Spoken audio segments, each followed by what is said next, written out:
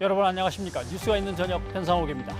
개발 제한구역 그린벨트 해제가 논란이 됐습니다만 오늘 대통령과 국무총리의 주례 회동에서 그린벨트를 해제하지 않고 보존하기로 했습니다. 정부가 그린 뉴딜을 내세우면서 그린벨트부터 훼손하는 정책은 이해할 수 없다는 비판을 수용한 것입니다. 내친 김에 이번 그린 뉴딜은 탄소 배출 감축 등 기후 환경 대응이 부족하고 농업은 여전히 홀대받고 있다는 지적에도 귀를 기울여줬으면 좋겠습니다. 다시 한번 살펴서 보완해 줄 것을 촉구합니다. 뉴스가 있는 저녁 오늘 준비한 내용을 안기령 앵커가 소개합니다. 안에 고전해 주시죠. 예, 오늘의 주요 소식 정리해드립니다. 주택 공급 방안의 하나로 거론되어 온 그린벨트 해제와 관련해 문재인 대통령이 보존 의지를 분명히 밝혔습니다. 그린벨트를 풀지 않는 대신 주택 용지를 확보하기 위해 다양한 국공립시설 부지를 발굴하기로 했습니다.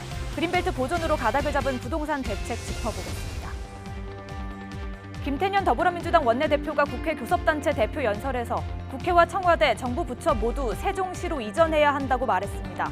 이를 통해 수도권 과밀과 부동산 문제를 완화할 수 있다며 국회의 결단을 촉구했습니다. 연설 내용 잠시 뒤에 전해드리겠습니다.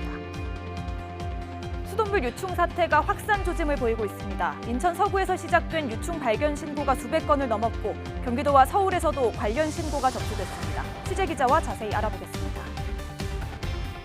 검언유착 의혹 사건과 관련해 이동재 전 채널A 기자가 구속된 가운데 검찰이 처음으로 이 전 기자를 불러 조사했습니다. 오는 24일 검찰 수사심의위원회를 앞두고 한동훈 검사장에 대한 조사도 이루어질 것으로 보입니다. 이 내용까지 잠시 뒤 자세하게 살펴보겠습니다. 주택 공급 확대 방안으로 그린벨트를 해제할 수 있는 건가? 이 문제를 두고 당정청 사이에 엇박자가 나오자 문재인 대통령이 직접 해제 불가 방침을 밝혔습니다. 그린벨트는 한번 훼손하면 회복이 불가능한 만큼 미래 세대를 위해서 남겨놔야 한다고 강조했습니다. 홍선기 기자가 보도합니다. 최근 당정청에서 엇갈린 얘기가 오가던 그린벨트 해제 논의에 문재인 대통령이 해제 불가 입장으로 쐐기를 박았습니다.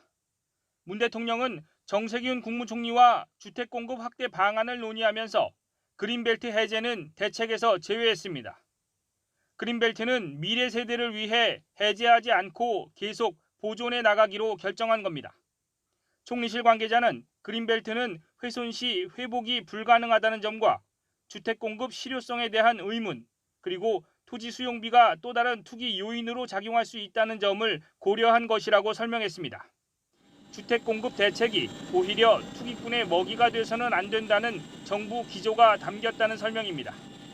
그린벨트 해제 논란은 당정협의에서 제기된 이후 청와대 정책실장이 무게를 싣는 듯한 발언을 하고 국무총리는 신중론을 제기하면서 엇박자 지적까지 나왔습니다. 그러나 대통령이 직접 불가 입장을 밝히면서 논란은 일단락되게 됐습니다. 문 대통령과 정세균 총리는 그린벨트를 풀지 않는 대신 주택 용지를 확보하기 위해 다양한 국공립시설 부지를 최대한 발굴하기로 했습니다. 이미 발표한 용산 철도 정비창 부지 활용 방안과 같은 국유지나 공공부지 활용에 더욱 속도를 낸다는 생각입니다.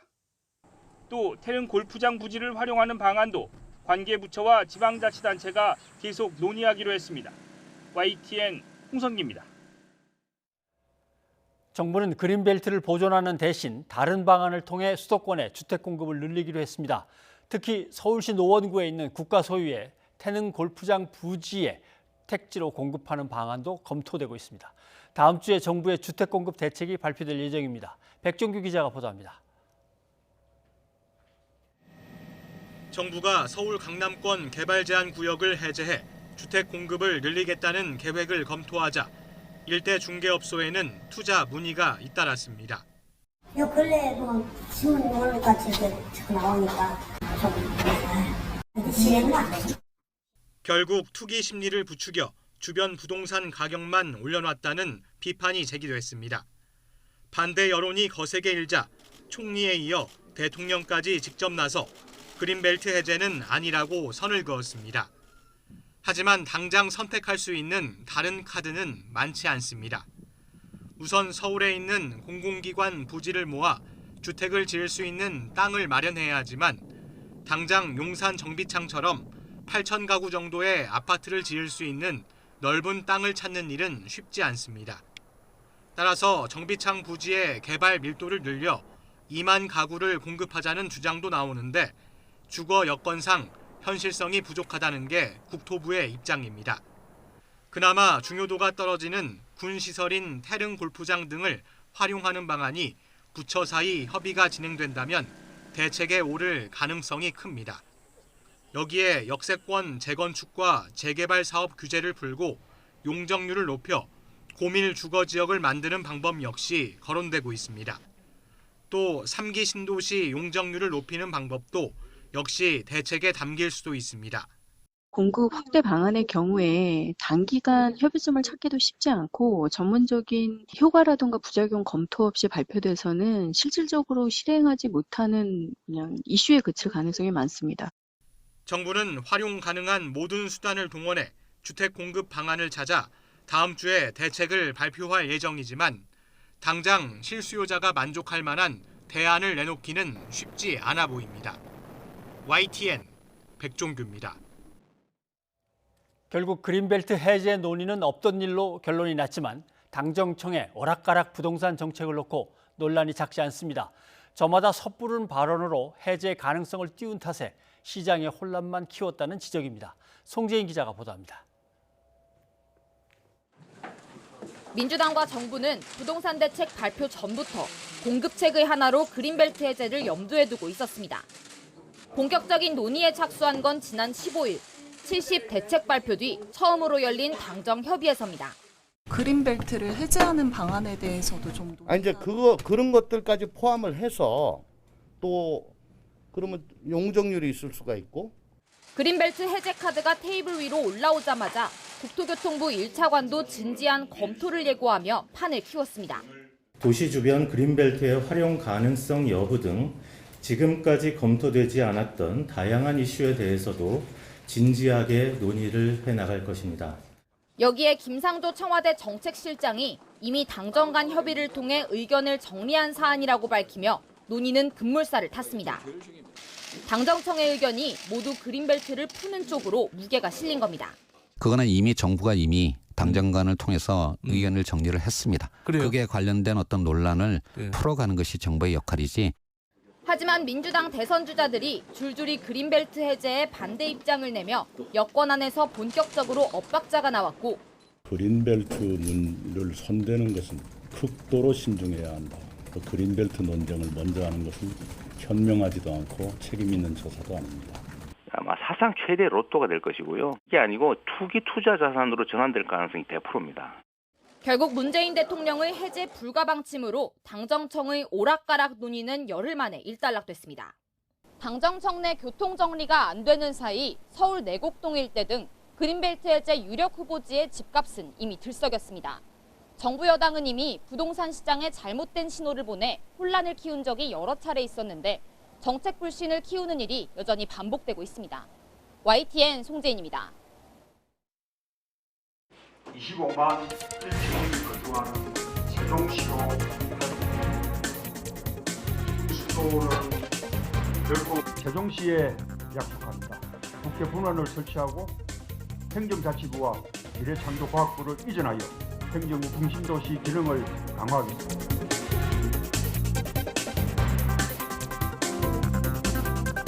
세종의사당 설치는 국정의 효율성을 확보하는 확실한 방법이 될 것입니다. 아울러 정부가 검토 중인 대통령 세종 집무실 설치에도 강력한 추진 동력이 될 것이라고 생각을 합니다.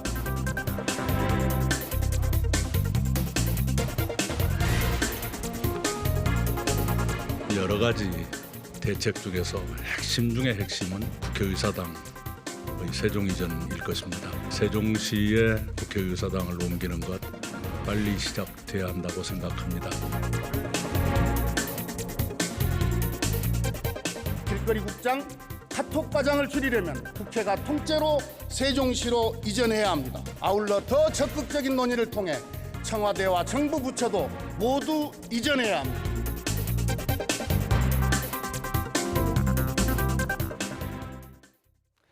더불어민주당 김태년 원내대표가 행정수도 이전 문제를 다시 꺼내 들었습니다.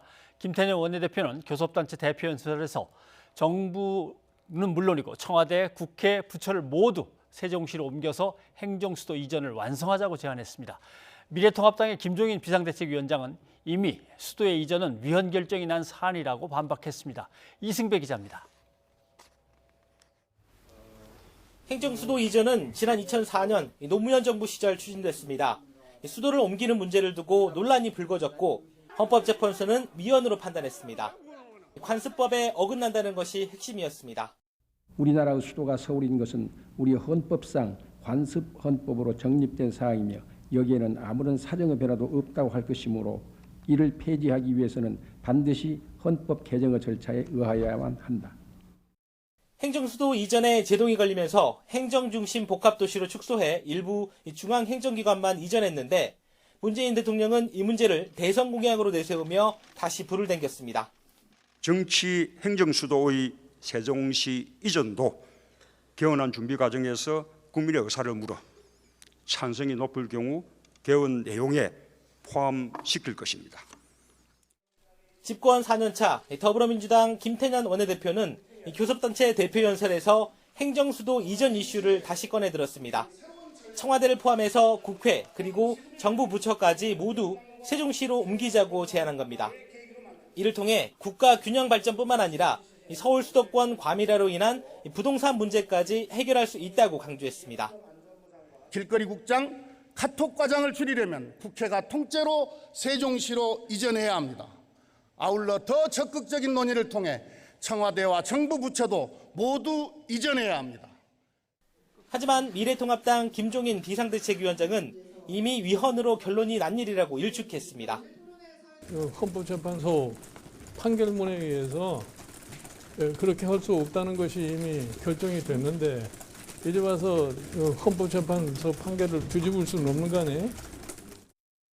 주호영 원내대표 역시 신중하게 논의할 사안이라며 민주당을 견제했습니다. 다만 행정수도 이전은 사회적 합의 또한 필요한 문제여서 여야의 논쟁 외에도 국민 공감대 형성이 또 하나의 변수로 작용할 전망입니다. YTN 이승배입니다.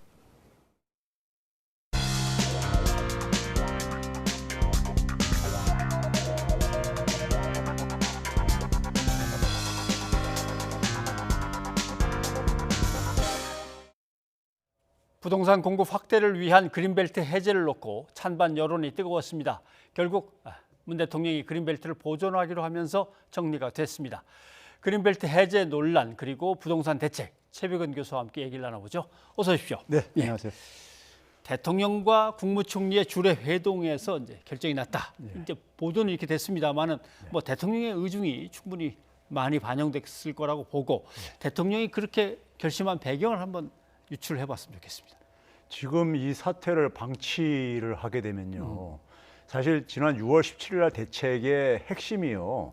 당시에 이제 그러니까 서울 집값들도 그러니까 하락을 멈추고 상승세로 반전된다는 이런 이제 이유 때문에 그다음에 이제 수도권에서 일부 이제 풍선 효과 이런 것 때문에요. 그래서 당시에 이제 그 개발 호재를 하나의 이유로 들었었어요. 시중의 유동성과 더불어서요. 그런데 사실 그린벨트 문제는 그러니까 어떻게 보면 개발 호재잖아요. 그렇죠. 근데 정부가 그러니까 개발 호재 때문에 서울 집값이 오른다고 해놓고 거기에 그러니까는 이 서울 집값 오르는 요인을 그러니까 일부 부처에서 그러니까 거론을 했다는 것 자체가 제가 볼 때는 큰 실수였었고요. 더군다나 내부에 그러니까는 의견이 조정도 안 된 상태 속에서 이게 이제 그러니까 표출됨으로써 어떻게 보면은 이 부동산 시장 지금 문제는 뭐냐면 정부 정책에 대한 불신이 굉장히 지금 심한 상태인데요. 이걸 스스로 자초를 했고 이게 지금 상당히 위험한 상황까지 번지기 전에 대통령께서 지금 신속하게 지금 중요한 시점에서 중심을 저는 잡았다고 보고요. 그런 점에서 좀 뒤늦은 감은 있지만은 대통령은 기본적으로 지금 부동산 시장 투기와의 어떤 전쟁을 선포한 상태 속에서 시장을 안정화시켜야 된다는 의지를 다시 한번 이제 표명을 한 것 같습니다. 사실 정부가 그린 뉴딜이라고 하는 새로운 한국형 맞습니다. 뉴딜을 막 발표했는데 그린 벨트를 없앤다니까 그것도 반하는 거죠. 그래서 저게 무슨 일일까 하고 했는데 말씀하신 대로 내부 조정이 안 됐는데 얘기들을 그게 부스부스 던지는 게 문제였다라고 보시는군요. 그런데 실제로 서울시 전체 면적 중에 그린벨트가 얼마나 남아 있을까? 그리고 거기다 집을 얼마나 짓고 그러면 부동산 대책이 나름대로 꽤나 효과가 있는 걸까? 이제 이런 생각들을 하긴 했습니다. 근데 사실 이 공급 대책을 예. 지금 동원할 단계는 아닙니다.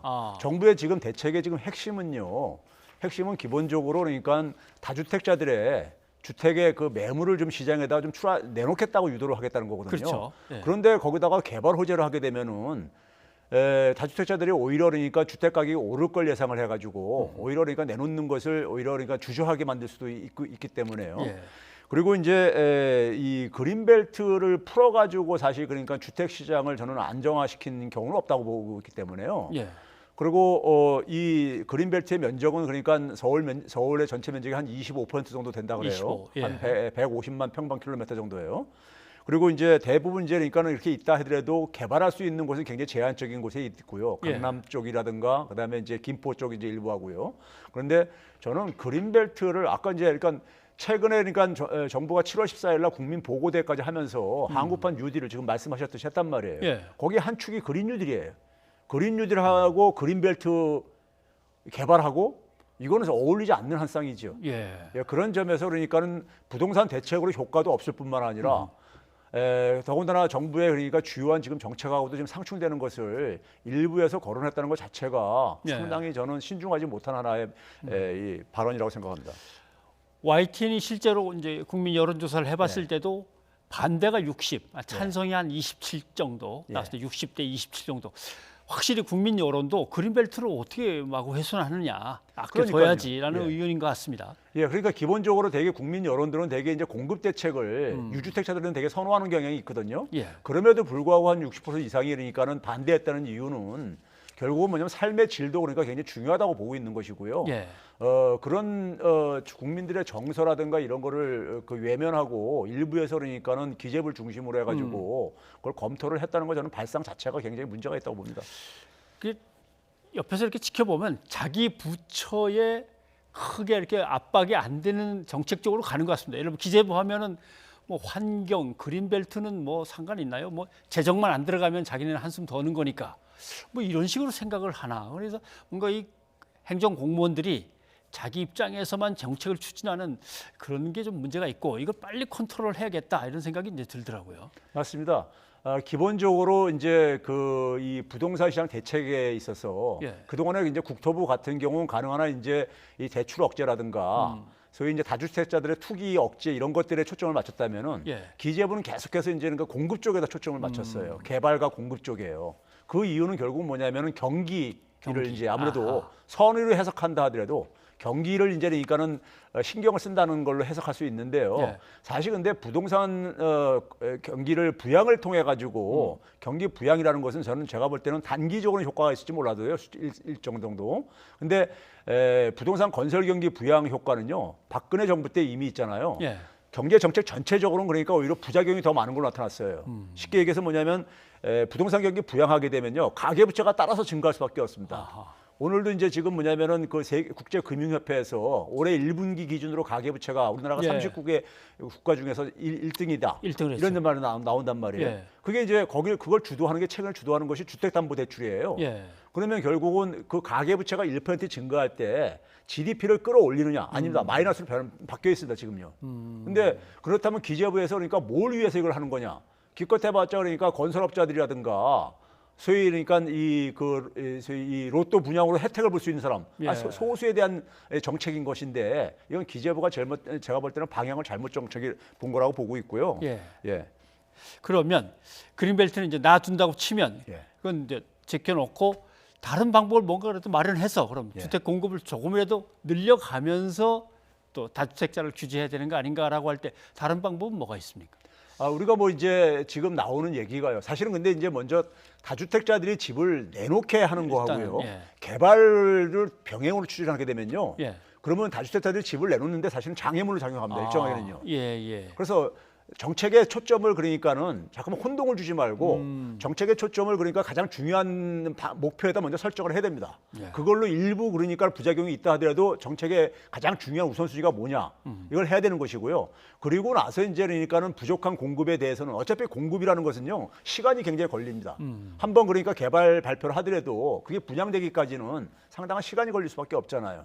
그렇죠? 그리고 지금 뭐냐면은 도시 재정비라든가 용적률 우리가 이렇게 좀 완화를 통해 가지고 그리고 그걸 완화를 통해서 불로소득을 보는 경우는 다 환수를 하고 예. 이런 방식도 사실은 그러니까 도심 재정비상 차원 속에서도 할 수 있는 거거든요. 그러니까 이제 그런 부분을 우리가 그것도 좀 신중하게 이제니까 좀 낙후된 지역을 중심으로 이렇게 할 필요가 있는 것이고요. 지금 초점은 다주택자들이 그러니까 주택을 매물 내놓게 하는데 정책의 방향을 그쪽으로 잡았으면은 그 효과를 먼저 볼 때까지는 일단은 예. 다른 대책이 그러니까 그걸 방해하는 요인이 그러니까 개입하면 안 됩니다. 예, 알겠습니다. 지금 말씀하신 대로 뭔가 주택 시장에 또는 부동산 시장에 시그널을 자꾸 이렇게 엉뚱한 걸 던져주면 예. 또 들썩 이제 이렇게 된단 말이죠. 예. 그러니까 좀 분명하게 가닥을 잡고 예. 뭐부터 언제까지 어떻게 쥐어들 거냐, 예. 아니면 그다음에 뭘 내놓을 거냐, 이런 이제 제대로 된 정책들이 이제 이어져야 되겠군요. 맞습니다. 지금 가장 문제는요. 국민들이 지금 부동산 정책에 대한 불신이 굉장히 심해요. 예. 지난 수십 년간 계속해서 정부 정책을 따른 사람들은 손해를 봤다는 이런 이제 예. 그 피해 의식이 굉장히 강하단 말이에요. 그러면 그 상황 속에서 가장 중요한 건 뭐냐? 정책에 대한 신뢰를 회복하는 겁니다. 신뢰. 그래서 오늘 아마 여당의 김태년 원내대표도 분명하게 자주택자가 집을 내놓을 수 있도록 하고 예. 이익이 생기면 환수해야 된다. 이걸 강조한 것도 한번 잠깐 들어보시죠. 예. 주거 기본권을 보장하기 위해 실거주 1주택 외 다주택은 매매, 취득, 보유에 대한 규제를 더욱 강화하고 초과 이익은 환수하는 제도를 만들겠습니다. 예. 상당히 힘주어서 지금 얘기를 하는데 다주택자가 갖고 있던 물량들을 제대로 내놓는다면 나름대로 충분한 어떤 공급 정도는 되겠습니까?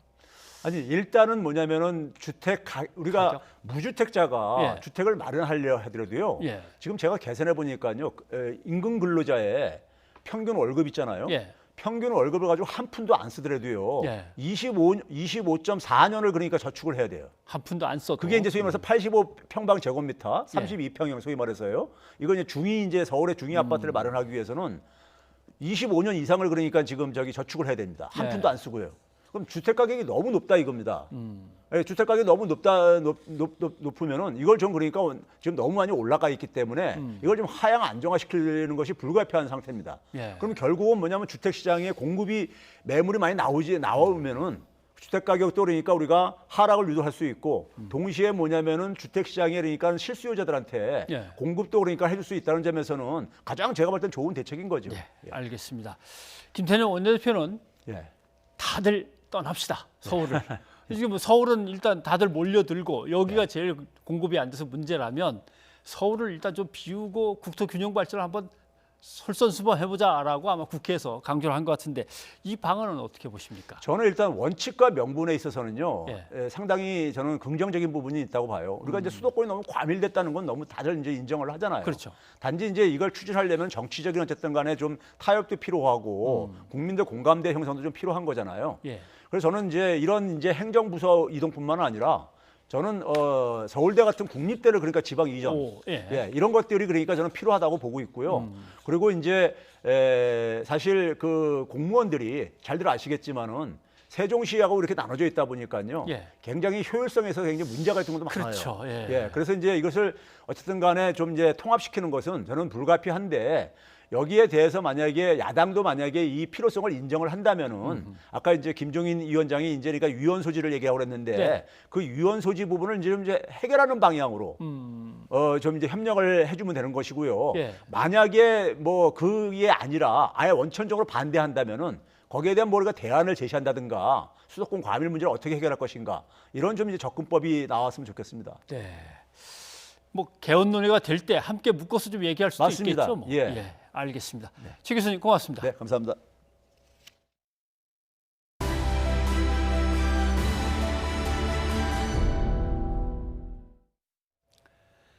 검찰이 검언유착 의혹 당사자인 전직 채널A 기자와 관련 의혹을 보도한 MBC 기자를 잇따라 소환하는 등 수사에 속도를 내고 있습니다. 오는 24일 검찰 수사심의위원회를 앞두고 또 다른 당사자로 지목된 한동훈 검사장에 대한 조사도 조만간 이루어질 것으로 보입니다. 박기환 기자입니다. 검언유착 의혹 사건의 당사자인 이동재 전 채널A 기자가 구속된 지 사흘 만에 처음으로 검찰에 소환돼 조사를 받았습니다. 앞서 지난 주말 검찰에 출석하긴 했지만 조사 일정을 조율하는 등 간단한 면담만 진행됐습니다. 검찰은 이 전 기자를 상대로 이철 전 밸류인베스트 코리아 대표에 대한 협박이나 불이익 등을 한동훈 검사장과 구체적으로 공모한 사실이 있는지 규명하는 데 주력한 것으로 전해졌습니다. 앞서 법원은 이전 기자의 구속영장을 발부하면서 검찰 고위직과 연결해 피해자를 협박하려 했다고 의심할 만한 상당한 자료가 있다고 설명했습니다. 이전 기자 측은 이에 대해 법원이 구속영장에 명시되지도 않은 공모관계를 전제로 판단했다고 반발하기도 했지만 공모관계를 인정했다기보다 이전 기자가 한 검사장의 직위와 영향력을 이용해 피해자를 협박하려 했다는 범죄 사실 요건을 설명한 것이라는 해석도 나옵니다. 따라서 검찰은 핵심 의혹인 공모 여부를 확인하기 위해 곧바로 한 검사장 소환 조사에 나설 것으로 보입니다. 한 검사장은 그동안 범행 공모 사실을 부인하며 검찰 출석 요청에 불응해왔지만 이르면 이번 주 소환 조사에 응할 것으로 보입니다. 오는 24일 수사와 기소 여부 등을 판단할 수사심의위원회가 열릴 예정인데 검찰 수사에 협조하지 않을 경우 악영향을 미칠 수 있기 때문입니다. 검찰도 편파 수사 논란을 의식해 이른바 권한유착 의혹이 제기된 당사자들 조사에도 나섰습니다. 지난주 검언유착 의혹을 MBC 측에 제보한 지모 씨를 소환한 데 이어 관련 의혹을 보도한 장인수 MBC 기자도 불러 조사했습니다. 장 기자는 이철 전 대표 측으로부터 최경환 전 경제부총리의 신라젠 투자 의혹을 제보받아 보도했다가 명예훼손 혐의 등으로 고소당한 피고소인 신분이기도 합니다. 한 검사장은 이들이 의도적으로 채널A 기자 측에 여러 정치인 비리를 제보할 것처럼 속여서 자신을 엮도록 이른바 함정 취재를 했다고 주장해왔습니다. 수사심의위원회가 열리기 전 구속영장 청구라는 승부수로 이동재 전 채널A 기자의 신병을 확보한 수사팀은 심의를 앞두고 한동훈 검사장의 공모사실 규명에도 박차를 가할 것으로 보입니다. YTN 박견입니다. 조국 전 법무부 장관은 지난해 하반기에 보도된 자신과 가족 관련 허위 과장 추측 보도에 대해서 반론 정정 보도를 적극적으로 청구하겠다고 밝혔습니다. 또 기자 개인을 대상으로 손해배상 청구와 형사 고소도 병행하겠다고 강조했습니다. 조 전 장관은 SNS에 이같이 밝히면서 자신의 가족이 불법적인 투자와 연관됐다는 의혹을 보도한 경향신문을 상대로 정정 보도를 청구했다고 덧붙였습니다. 조 전 장관은 경향신문의 보도에 대해 사모펀드와 관련된 근거 없는 의혹 보도의 출발점이 됐다며 명예가 심각하게 훼손됐다고 주장했습니다. 고 박원순 전 서울시장을 둘러싼 의혹을 밝히기 위한 서울시 합동조사단이 출범 전부터 난관에 부딪혔습니다. 피해자 지원단체를 비롯해 여성단체들이 참여를 거부했기 때문인데요. 이런 가운데 경찰은 대규모 인력을 투입해 전담팀을 꾸리고 본격 수사에 착수했습니다. 부장원 기자입니다. 여성권익과 인권, 법률 등 3개 분야 9명의 조사위원으로 꾸려질 예정인 서울시 합동조사단. 서울시는 지난 18일 인선 작업을 앞두고 여성과 인권, 법률단체 6곳에 관련 전문가를 추천해달란 협조 공문을 보냈습니다. 하지만 현재까지 요청을 수락한 곳은 한국젠더법학회 한 곳뿐입니다. 한국여성변호사회는 서울시 진상조사에 앞서 강제수사가 시급하다는 입장을 냈고 피해자를 지원하는 한국성폭력상담소와 한국여성의 전화도 이미 거부 의사를 밝혔습니다. 서울시가 지난 15일과 16, 18일 3차례에 걸쳐 두 단체에 조사단 참여와 전문가 추천을 제안했고 17일에는 송다영 서울시 여성가족정책실장이 직접 찾아가 면담을 요청했으나 답하지 않은 겁니다. 조사 대상인 서울시 정무라인, 이른바 시청 6층 사람들이 이미 줄줄이 퇴직한 상황에서 강제수사권이 없는 조사단이 실효적으로 진상규명을 할 수 있겠느냐는 회의적인 시각도 여전합니다. 그런데 이분들이 지금 모두 이제 사표를 쓰시고 출근을 안 하고 계시다 보니까 그러다 보니까 이제 지금 그 걱정하시는 부분이 틀림없이 이제 발생할 수도 있지 않을까 이런. 경찰 수사는 속도를 내기 시작했습니다.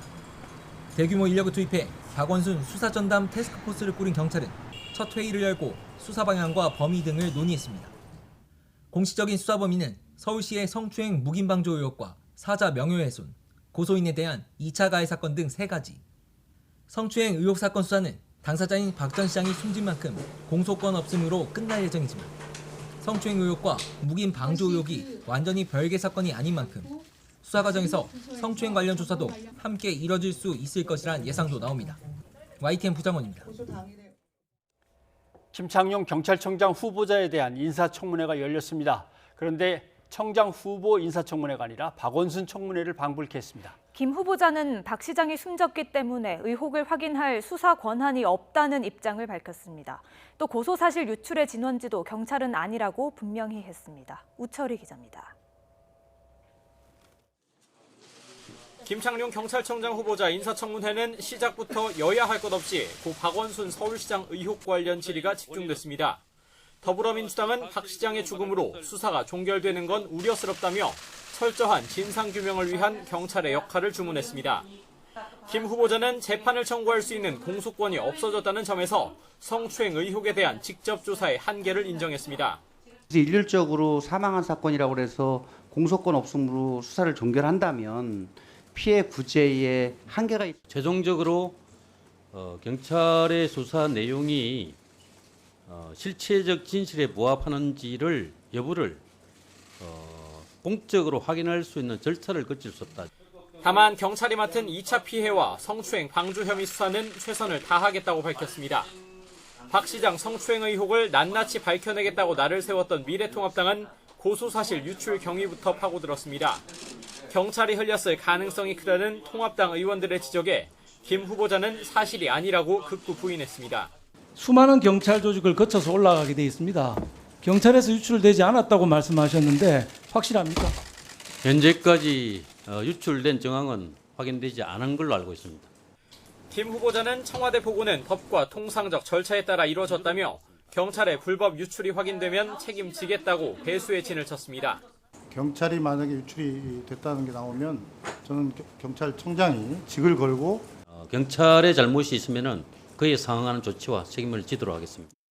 방어적으로 청문회에 임할 거란 예상과 달리 민주당은 관련 의혹에 대해 적극 질의했지만 정작 벼르고 별렀던 통합당에선 청문회 본질에서 엇나간 발언이 잇따랐습니다. 무작정 판결을 받았을 때 경찰의 명예와 자존감을 지키기 위해서라도 경찰청 차원에서 유감 표명 정도의 성명을 내서 했다. 여성 관노와 잠을 잤다 이렇게 잘못된 허위 사실이 발표를 했었는데 그걸 수사할 용의가 있느냐. 김창룡 후보자 청문회는 경찰청장으로서의 자질 검증보다는 고 박원순 시장 수사에 대한 질의로 이루어졌습니다. 하지만 김 후보자가 관련 수사에 직접 관여했던 인물이 아닌데다가 새로운 사실이 밝혀진 것도 없어 김센 청문회에 그쳤다는 평가도 나옵니다. YTN 우철입니다. 대법원의 선고로 큰 짐을 덜어낸 이재명 경기지사. 벌써부터 광폭의 정치 행보에 나섰는데요. 이 지사는 오늘 라디오 인터뷰에서 정치는 신뢰가 가장 중요하다며 내년 4월로 예정된 서울시장 보궐선거에 민주당이 후보를 내지 말아야 한다고 주장했습니다. 직접 들어보시죠. 우리가 국민한테 약속을 했으면 공당이 문서로 규정으로까지 약속을 했으면 그 약속을 지키는 게 맞고요. 무공천하는 게 저는 맞다고 보고. 실제 민주당의 당헌입니다. 당 소속의 선출직 공직자가 중대한 잘못으로 직위를 상실했을 때 보궐선거에 후보자를 내지 않는다고 되어 있습니다. 이 지사는 다만 규정을 바꿔 불가피하게 공천하게 된다면 국민에게 석고대죄해야 한다며 당의 공천 가능성도 열어뒀는데요. 이 부분도 들어보시죠. 규정 바꿔 쓴다고 될 일은 아니고 국민에게 정말 석고대죄하는 정도의 사죄를 해야 된다고 생각합니다. 하지만 민주당 안팎에서는 이 지사의 발언을 두고 논란이 커지고 있습니다. 정청래 민주당 의원은 이 지사를 겨냥해 이 시기에 혼자 멋있기는 적절해 보이지 않는다면서 당과 당원들의 아픔을 먼저 보듬어야 한다고 지적했습니다.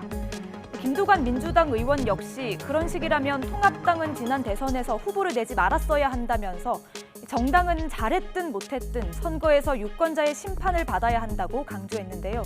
2022년 대통령 선거를 눈앞에 두고 열리게 되는 내년 보궐선거. 어떻게 치러야 할지 민주당의 고민이 깊어지고 있습니다.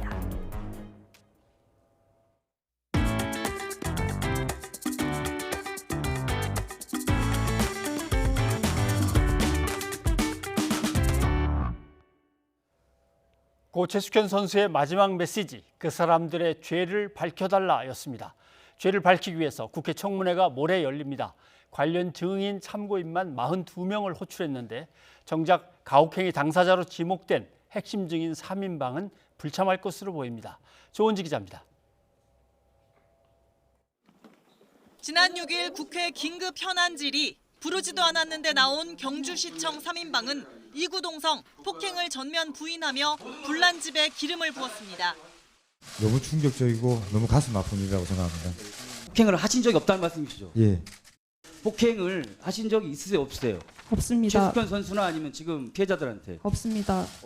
폭행한 사실이 없으니 미안한 건 없고 안타까운 마음밖에 없습니다. 그날 밤 철인 3종협회에서 김규봉 감독과 장윤정 선수는 영구 제명, 선배 김모 선수는 10년 자격정지 중징계를 받았습니다.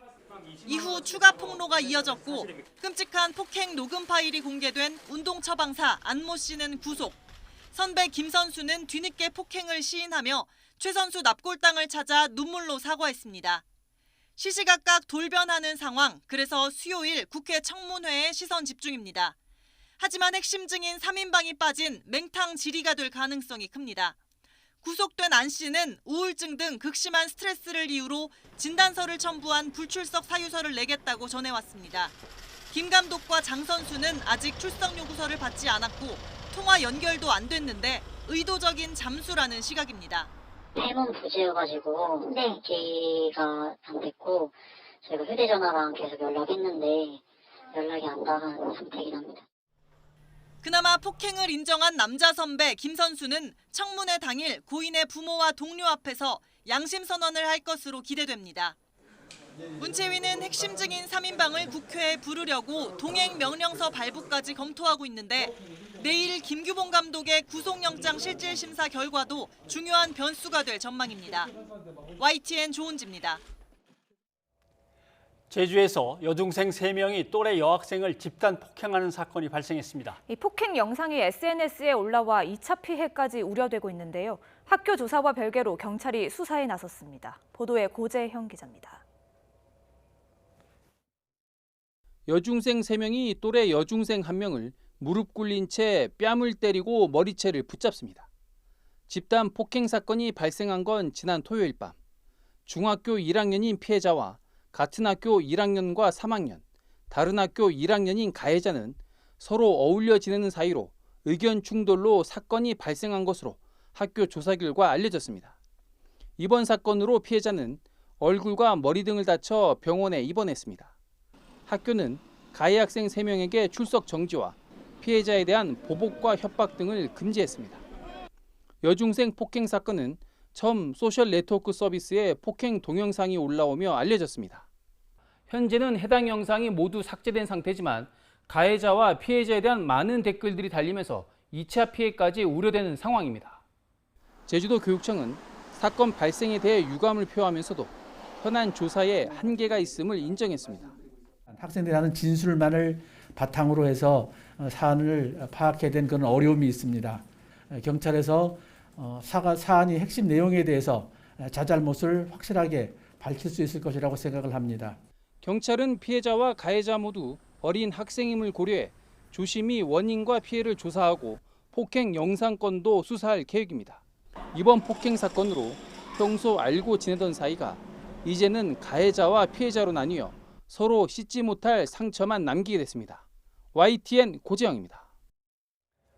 이태원 클럽을 방문했다 감염된 뒤에 동선을 속여 집단 감염 확산에 고리가 된 인천 학원 강사가 구속됐습니다. 이 강사는 경찰 조사에서 확진 판정에 충격을 받아 거짓말을 했다며 감염자들에게 죄송하다고 사과했습니다. 강정규 기자입니다. 인천 학원 강사 A씨가 이태원 킹클럽을 방문한 뒤 코로나19 확진 판정을 받은 건 지난 5월 9일이었습니다. A씨는 초기 역학조사에서 직업이 없다고 하면서 이동 동선과 접촉자를 제대로 말하지 않았습니다. 역학조사 시점에서는 그게 확인이 안 됐고 저희가 그 당시에는 GPS 추적을 이제 경찰 협조를 받아서 시행을 해야 되는 상황 때문에 사흘 뒤 이동 동선을 수상하게 여긴 구청 직원이 휴대전화 위치 정보를 토대로 압박하자 A씨는 그제서야 학원에서 강의하고 과외 수업까지 한 사실을 털어놨습니다. 이 거짓말로 인해 밀접 접촉자 관리는 빠르게 이루어지지 못했고 감염은 이곳저곳으로 전파됐습니다. A씨가 가르친 과외 학생과 학원 수강생 등이 잇따라 양성 판정을 받았고 수강생이 다녀간 동전 노래방을 매개로 부천 돌잔치 뷔페까지 집단 감염이 번졌습니다. 관련 확진자만 80명이 넘어 7차 감염 사례까지 나왔습니다. 비난이 두려워서 역학조사에 거짓을 말하는 것은 우리 사회의 일원으로서 책임감 있는 자세가 아닙니다. 이후 인천시는 A씨를 감염병 예방법 위반 혐의로 경찰에 고발했습니다. 감염 27일 만인 지난달 4일 완치 판정을 받은 A씨는 다른 질환으로 추가로 입원 치료를 이어오다가 지난 6일 퇴원했습니다. 이후 경찰에 자진 출석해 조사를 받았습니다. 코로나19 양성 반응이 나왔을 때 충격을 받아 거짓말을 했다며 감염된 분들께 죄송하다고 사과한 것으로 전해졌습니다. 경찰은 지난 17일 A씨를 구속했습니다. 쉽게 말하면 이제 사안이 가볍다고 볼 수는 없다고 판단했고요. 사안이 무거우면 도주염려가 있잖아요. A씨에 대해 기소 의견을 달아 검찰로 넘긴 경찰은 앞으로도 방역을 방해하는 행위에 대해서는 선처 없이 엄정 대응하겠다는 방침입니다. YTN 강정규입니다. 국내에서 코로나19 확진 환자가 처음 나온 지 6개월이 됐습니다. 그동안 클럽과 콜센터, 물류센터 등 수도권 곳곳에서 집단 감염이 끊이지 않았는데요. 지금은 어떤 모습인지 엄윤주 기자가 취재했습니다. 서울 첫 대규모 감염 사례였던 959 콜센터. 당시 다닥다닥 붙어 앉아 일하던 직원들이 마스크도 제대로 쓰지 않았던 탓에 확진자는 160여 명까지 늘었습니다. 폐쇄한 지 2주 만에 업무를 재개한 콜센터에는 현재 직원 450여 명이 일하고 있습니다. 가장 많은 확진자가 나왔던 11층 사무실은 여전히 폐쇄한 채 7층부터 9층까지 3개 층으로 직원들을 분산시켰습니다. 모여 앉을 경우 집단 이렇게 확산되는 여지가 있으니까 휴게실은 폐쇄하고 점심 식사도 개인별로 하도록 독려를 하고 있어요. 소강 상태를 보였던 국내 코로나19 상황에 또 하나의 변곡점이 됐던 건 이태원 클럽발 감염. 서울시가 모든 유흥시설에 집합금지 명령을 내린 이후 지금도 영업 중단 상태입니다. 주변 상권은 크게 죽었습니다. 우리 옆집 의원은 그러면 밤이나 낮이나 닫아놔. 인건비를 못 준게는 아예 문을 닫아놓는 거지. 사람들이 이태원 하다 보니까 이태원 사람들은 정말 더 조심해요. 이태원 좀 살려주세요. 무려 210명에 달하는 확진자가 나온 방문 판매 업체 리치웨이는 집합금지 명령에도 영업을 재개한 사실이 드러나면서 서울시에 또다시 고발당했습니다. 하지 말아야 될 건 하지 말아야지. 나라에서 하지 말라는 걸 하면 위법이잖아.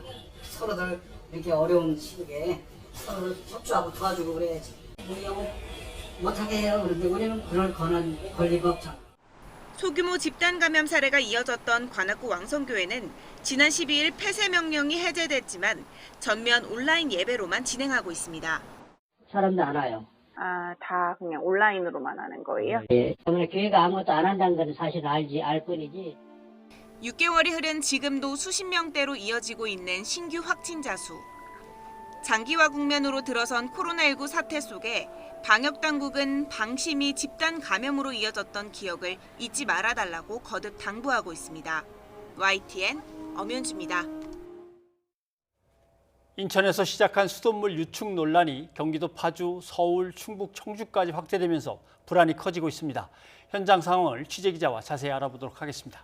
이현아 기자. 네. 예, 1년 전에 인천에서 붉은 수돗물 사태가 있었기 때문에 그거 관련인가? 그 인천의 문제인가 했는데 인천의 문제가 아니고 지금 전국으로 다 퍼지고 있는 겁니다. 그렇습니다. 인천의 경우는요. 지난 9일에 최초 민원 신고 접수된 이후에 현재까지 공식 집계된 신고 건수만 166건에 달합니다. 예. 어제 하루만요. 인천 서구 16건 등 17건이 추가가 됐습니다.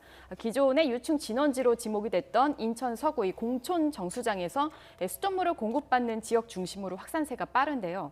여기에 32만 가구에서 수돗물을 공급하는 부평구의 부평 정수장에서도 유충 추정 물체가 발견돼 비상입니다.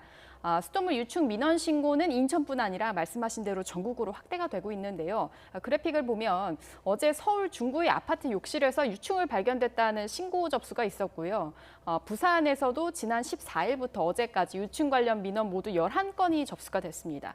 또 경기도 파주 금촌동 아파트에서는 화장실에서 유충을 발견했다는 등의 그 민원 총 5건이 접수가 됐습니다. 근데 이 가운데 3건은 파리 유충으로 또 확인이 예. 뒤늦게 됐고요. 예. 청주에서도 유충이 발견됐다는 민원이 현재까지 4건 접수가 된 것이 확인이 됐습니다. 또 관련해서 YTN으로도 제보가 계속 이어지고 있는데요. 시민들은 불안을 호소하고 있습니다. 네. 관련해서 직접 들어보시죠. 머리를 감기 위해서 와이프가 물을 세면대에다 받았는데 뭔가 이물질 같은 게 그 유충은 그냥 자세히 안 보면 안 보이는 거여서 못 봤을 것 같은데 검은 이물질 같은 게 나와서 뭔가 이렇게 자세히 쳐다보는 과정에서 그게 발견된 거예요. 집에 들어가야 되는데 집에 못 들어가고 있어요. 지금 집에 들어가면 또 샤워를 해야 되는데 그 찝찝해서 샤워를 하겠냐고요. 밝혀진 게 없으니까. 씻고 먹는 식수에서 그렇게 나와버리니까 너무 당황스럽고 이게 사실 인체에 유해한지 그것도 의문스럽고 뭐 여러모로 좀 많이 걱정스럽습니다. 예, 걱정입니다. 어떻게 해야 됩니까? 수돗물 써도 되는 건가요? 일단 뭐 인천시와 뭐 전문가들을 쭉 취재를 해봤는데요. 일단 14일에 인천시와 또 환경부 관계기관 뭐 전문가들이 대책회의를 열었습니다. 그 자리에서 일부 참석자가 국내 깔따구류 유해성이 확인된 적은 없지만 이 생활용수로는 사용하되 직접 마시는 것은 자제해달라고 당부를 했습니다.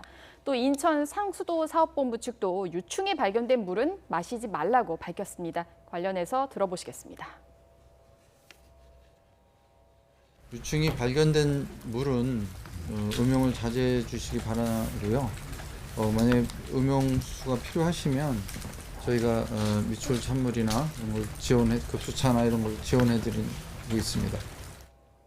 네, 여기서 전문가들은요, 아예 유충이 나온 수돗물을 사용하지 말 것을 좀 강하게 권고하고 있습니다. 예. 직접 들어보시죠.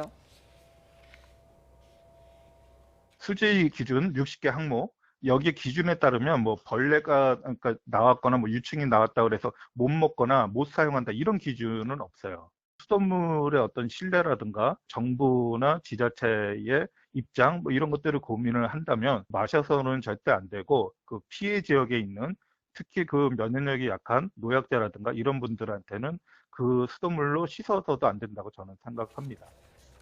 네, 해외 사례도 좀 찾아보면 해외에서도 사실 수돗물에 유충이 발견된 적이 있었습니다. 예. 근데 그 당시 해외 전문가들도 수돗물을 끓여 마시라는 권고가 있었는데요. 관련해서도 들어보시죠. 그래서 2013년에 오클라호마에서 800여 가구가 있는 지역에 수돗물에서 발견이 됐었습니다. 그때 자료는 이 유충 자체는 그렇게 인체에 유해하진 않다. 그러나 물을 끓여 먹어야 된다. 그런 정도의 공지문이 나갔는데요. 소비자의 입장에서는 수돗물 안에 이물질이 나와도 그건 되게 충격적인데 거기에 미생물이 이렇게 살아서 있다고 하면 그래도 심리적으로 굉장히 충격을 받는 건 사실입니다. 유해성을 떠나서 심리적으로 사람들이 그것을 먹느냐, 그것은 거의 불가능하지 않나 그런 생각이 듭니다. 네, 그러니까 뭐 들으신 것처럼 유해성을 떠나서 심리적으로 그걸 직접 본 그 소비자 입장에서는 이것을 사용하는 것이 불가능하지 않냐라는 이야기인데요. 이처럼 이 수돗물에 대한 불신이 커지면서 샤워 필터나 생수를 찾는 시민들이 크게 늘고 있는 상황입니다. 예. 그런데 어린이가 있는 집은 더 아마 걱정들 많으실 그렇죠. 텐데 수돗물을 받을 때 뭐 투명한 컵에 받아가지고 한참 지켜봐야 되는 건지 세면대에 받아놓고도 한참 들여다봐야 되는 건지 정말 불안하단 말이죠. 대책이 시급합니다. 그렇습니다. 예. 그래서 오늘 이 정세균 국무총리가요, 환경부에 전국에 484개에 달하는 정수장에 대한 전체 긴급 점검을 하라는 지시를 내렸습니다. 이에 따라서 환경부가 이제 각 지자체와 함께 전국적인 원인 조사를 진행하게 됩니다.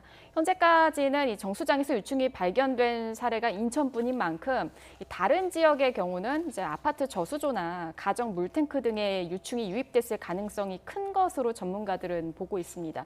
또 일부 전문가들은요, 최근에 이상고온 현상에서 원인을 찾기도 하지만 사실 명확한 인과관계는 밝히지 못하고 있습니다. 일단 환경부와 지자체가 긴급 점검에 나선 만큼 조사를 계속 지켜봐야 할 것으로 보입니다. 네. K-방역 선도 국가에서 이 정도는 빨리 처리해야겠죠. 전국 당국이 빨리 서둘러 줬으면 좋겠습니다. 수고했습니다.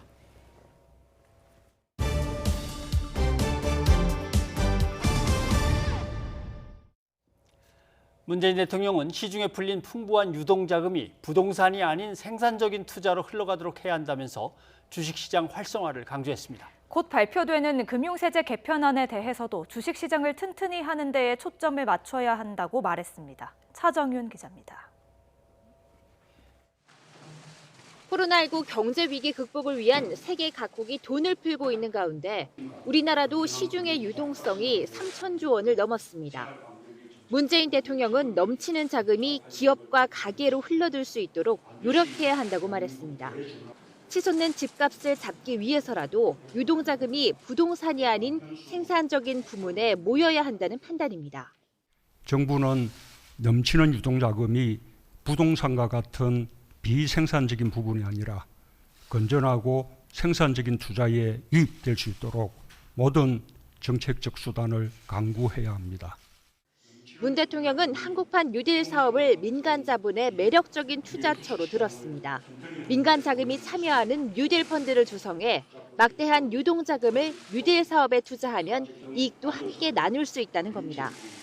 또 기업형 벤처 캐피털 도입 등 혁신적인 벤처 기업에 자금이 충분히 공급될 수 있는 환경도 주문했습니다. 코로나19 위기 속에서 주식시장을 떠받친 개인 투자자들에 대한 지원책도 재차 언급했습니다. 세수 감소를 다소 감수하더라도 소액 개인 투자자들의 건전한 투자를 응원하는 등 투자 의욕을 살리는 방안이 되어야 합니다. 지난주 금융세제 개편안 보완 지시의 연장선에서 주식 양도차익 과세 기준을 높이거나 거래세 추가 인하를 시사한 것으로 풀이됩니다. 문 대통령은 유동자금이 주식시장을 튼튼히 하는 데 모이는 것이 바람직하다며 주식 장기 투자에 인센티브를 주는 정책을 검토해달라고 주문했습니다. YTN 차정훈입니다. 코로나19 고용 위기 상황을 맞아 정부가 추진하고 있는 전국민 고용보험제도의 밑그림이 나왔습니다. 오는 2025년 완성이 목표인데요. 아파서 쉬면 정부가 소득을 보전하는 한국형 상병수당도 함께 도입합니다. 한국판 뉴딜을 뒷받침하기 위한 안전망 강화 방안인데요. 이승훈 기자가 설명해드립니다. 직장을 잃으면 받는 실업급여는 적지만 정말 필요한 돈입니다. 그런데 학습지 교사나 화물차주는 이런 도움을 받을 수 없습니다. 가입 대상이 아니라서 혜택도 없는 겁니다. 정부가 전국민 고용보험제를 추진하는 이유입니다. 예술인과 학습지 교사에게 먼저 문을 여는 식으로 한 해 한 해 늘려가는데 완성 시점인 오는 2025년 예상 규모는 가입자 2,100만 명입니다. 고용 사각지대를 없애면서 복지 사각지대도 함께 손보기로 했습니다. 아파서 쉬면 정부가 생계비를 주는 상병수당이 도입되는데 일단 내년에 연구 용역을 진행합니다.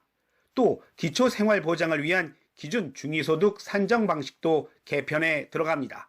코로나19 같은 갑작스러운 위기 때마다 사회적 약자가 빈곤층이 되는 악순환을 끊어보겠다는 겁니다. 안전망 강화는 디지털, 그린 뉴딜 성공과 포용 성장을 위한 토대입니다. 국민 여러분들이 원하는 때 원하는 일자리에서 행복하게 일할 수 있는 사회를 만들어가겠습니다. 물론 안전망을 갖추는 데는 많은 시간이 걸리고 확대해도 장기 실업자는 혜택을 받을 수 없는 한계가 있습니다. 이들을 위한 실업 부조인 국민 취업 지원 제도가 내년 1월 1일부터 시행되는데 구직 촉진 수당의 경우 한 달 50만 원을 길게는 반년 동안 받을 수 있습니다. YTN 이승훈입니다.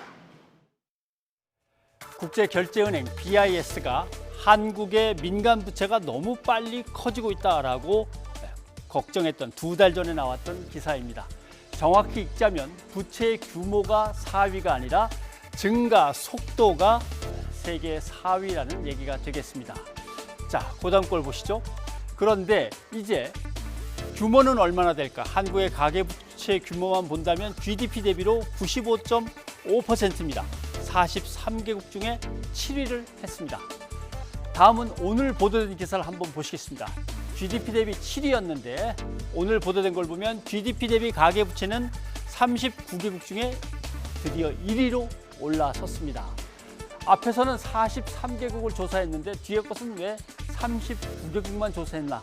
부정확한 거 아닌가? 그거는 조사기관이 다르기 때문입니다. 5월 조사는 결제은행에서 BIS고 7월 조사는 금융협회 IIF에서 했습니다. 그래도 내용은 비슷합니다. 가계부채가 너무 많고 빠르게 증가한다는 것입니다.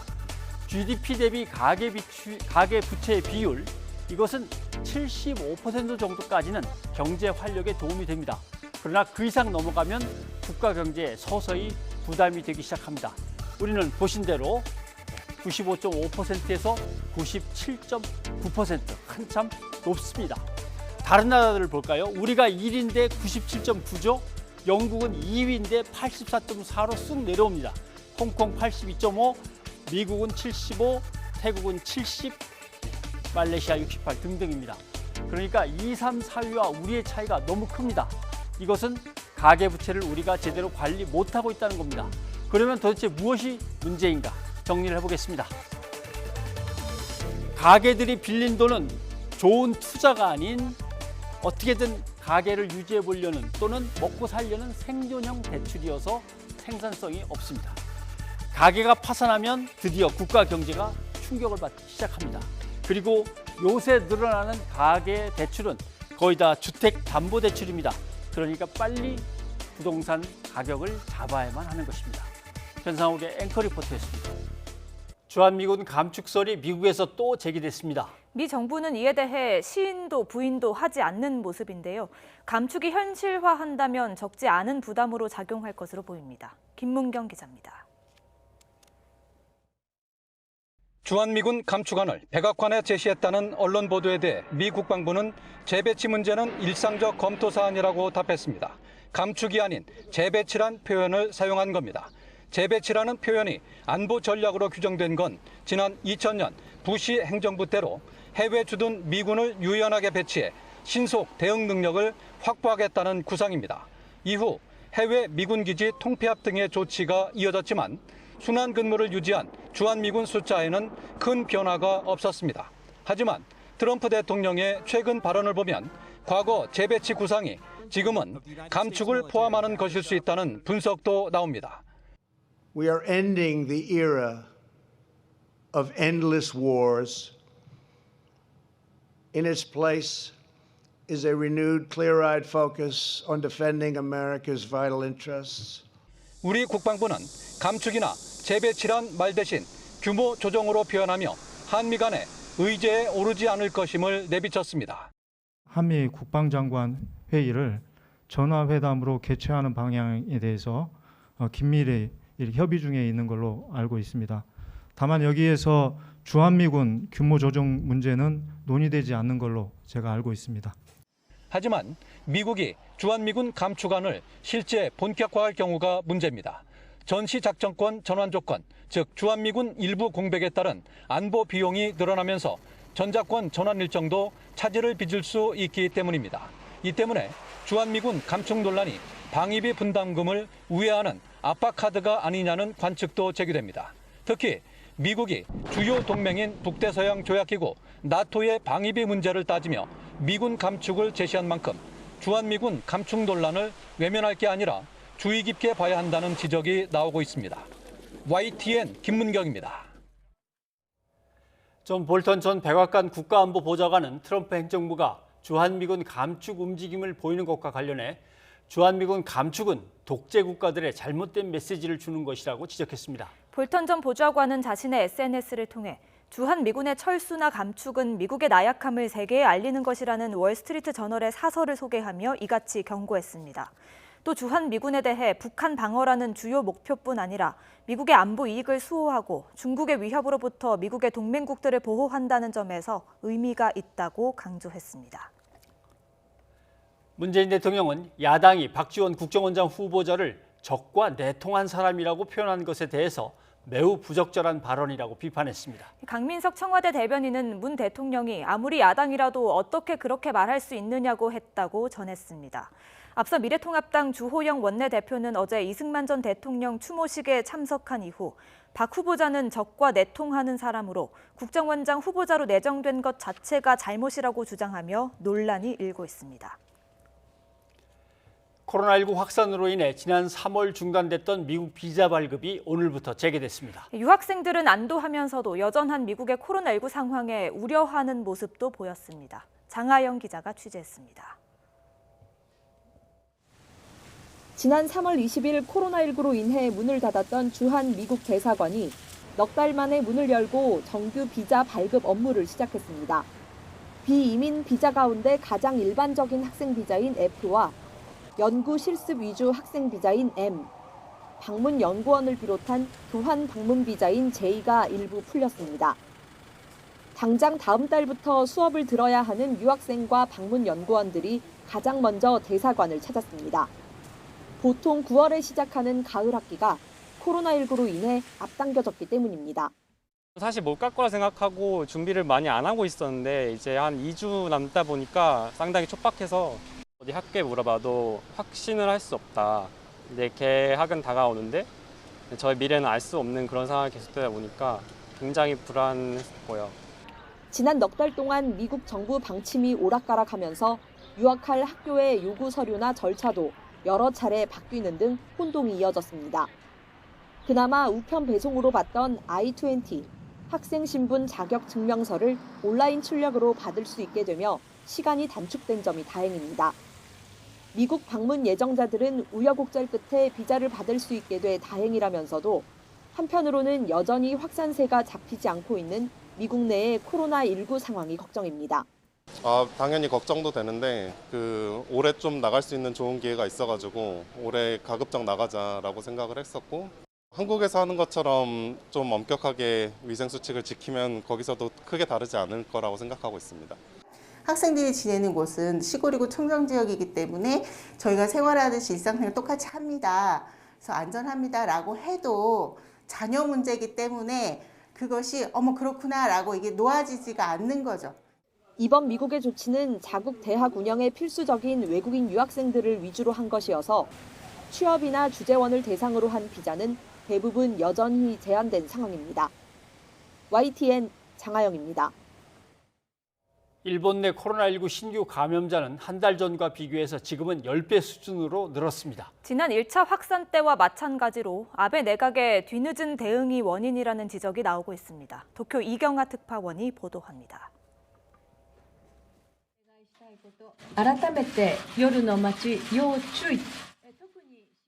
도쿄에서 2달 만에 하루 신규 환자가 100명을 넘어선 지난 2일. 도쿄도는 신주쿠와 이케부쿠로 등 유흥가가 감염 확산의 진원지라고 지목했습니다. 당시 휴업 요청을 포함한 강력한 영업 제한을 바로 시행했다면 지금 같은 상황은 막을 수 있었다는 얘기입니다. 심각한 상황은 아니라고 수차례 밝혔던 일본 정부는 뒤늦게 경찰을 유흥업소 단속에 투입하기로 했습니다. 이제야 영업 실태와 코로나 예방 조치 등을 현장 조사로 확인하겠다는 겁니다. 先日の会見では特別の対応を行わないというふうに発言しておられたと思いますけれども、これなぜ方針変わったんでしょうか。実態を把握した上で、必要な対応を早急に検討する。 엉성한 대책은 이뿐만이 아닙니다. 일본 정부는 한 달 전 감염자 접촉 여부를 자동으로 알려주는 앱을 내놓으며 대대적으로 선전했습니다.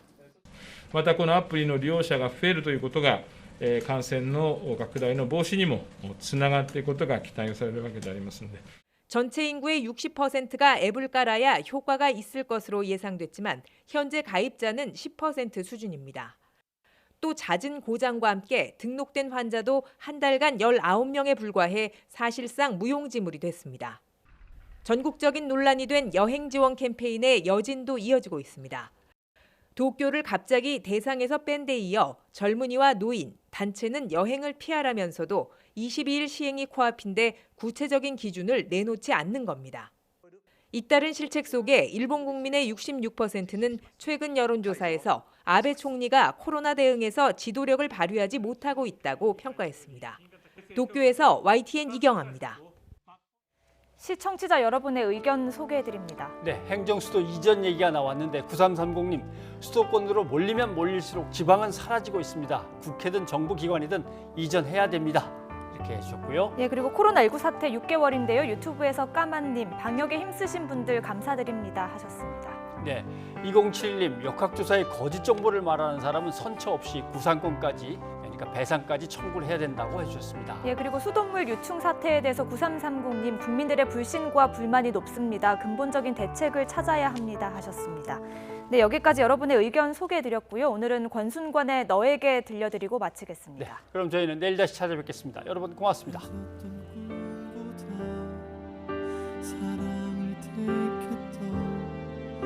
모든 걸